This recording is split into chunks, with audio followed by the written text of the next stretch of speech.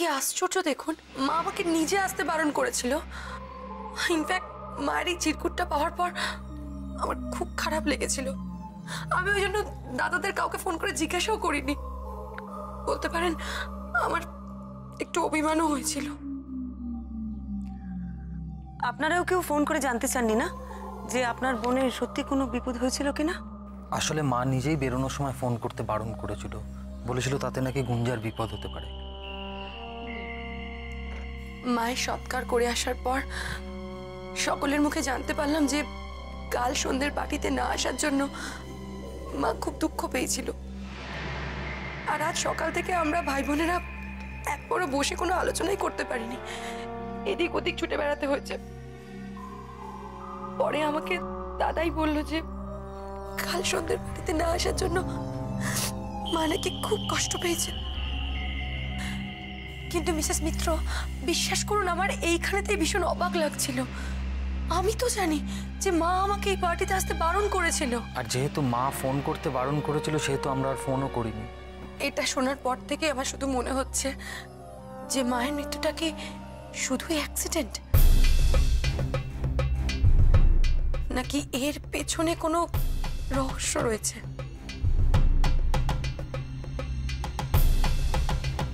ঘটনাটা শুনে আমারও ঠিক এটাই মনে হয়েছিল যে কোনো একটা গন্ডগোল আছে, কিন্তু অ্যাপারেন্টলি দেখতে গেলে এটা একটা অ্যাক্সিডেন্ট। তার কারণ যে গাড়িটার সাথে অ্যাক্সিডেন্ট হয়েছিল সেই গাড়িটার ড্রাইভারটাও মারা গেছে, আর যে ভদ্রলোক ছিলেন সেই ভদ্রলোকও খুব ইনজিওর্ড। কাজেই তাদেরকেও দোষ দেওয়া যায় না। মিস্টার রয়, আপনারা আমাকে কি করতে বলেন? মিসেস মিত্র, এই কেসটার আপনি তদন্ত করুন। আমার মায়ের মৃত্যুর পেছনে আসল কারণটা আপনি প্লিজ খুঁজে বের করুন, নাহলে আমরা কিছুতেই শান্তি পাচ্ছি না, কিছুতেই না।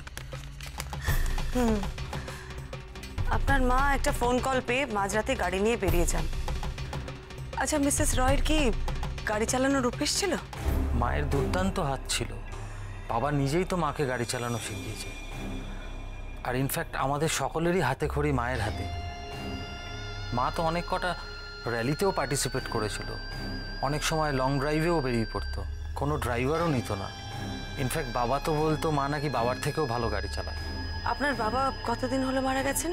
21 বছর হলো। তখন ওর বোধহয় বছর 5 বয়স। আর সেই জন্যই মা আমাকে সব থেকে বেশি ভালোবাসতো, কোনোদিনও মা আমাকে বকেনি। আর সবাই বলতো যে মা নাকি আমাকে সব থেকে বেশি প্যাম্পার করে।